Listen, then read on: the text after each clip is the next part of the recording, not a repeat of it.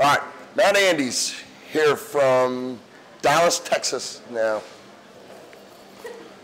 I'm not good at this. I could talk to you about styles of smokers for days.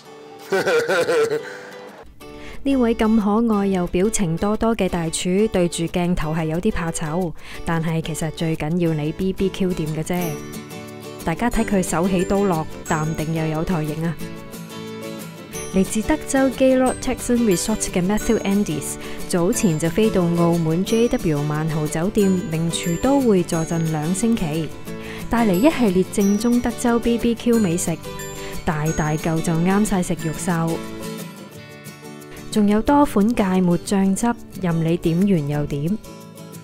不過唔好以為係港式 BBQ 咁樣大大火燒喎，其實係用煙燻機去煙燻，好似用蘋果木、胡桃木、橡木同埋灌木等等，煙燻各種肉食、傳統小食，仲有曲奇餅添。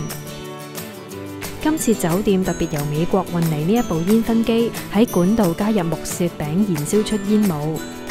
唔同嘅肉類就會用上幾個甚至10幾個鐘頭去處理。咁究竟美式 BBQ 有乜嘢特色嘅呢？ United States barbecue is unique in the fact that we use indirect heat. So our fire will be down here, but we cook our meat over here. So the heat has to travel. So the heat source isn't directly below the meat. About 121 degrees Celsius. That's really what it is. Indirect heat, low temperatures, moist heat, long periods of time. We say low and slow. 而美式 BBQ 風味其實係根據唔同州郡自成一格。最接近墨西哥嘅德州就最鍾意烤牛胸，調味偏向辛辣。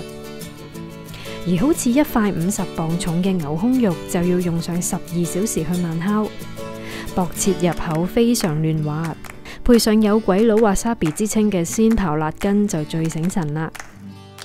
而卡羅來納州就鍾意食豬肉，現場就有大廚幫你即點即整手撕豬漢堡，配上紫椰菜沙律同埋香辣青瓜，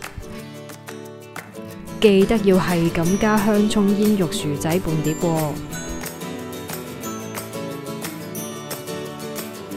仲有脆皮 BB 豬、香草牛油三文魚、小牛骨汁炆煮嘅牛小排都非常軟腍好味。我就從來冇見過自助餐有炸雞窩夫食啦，今次就唔好錯過啦！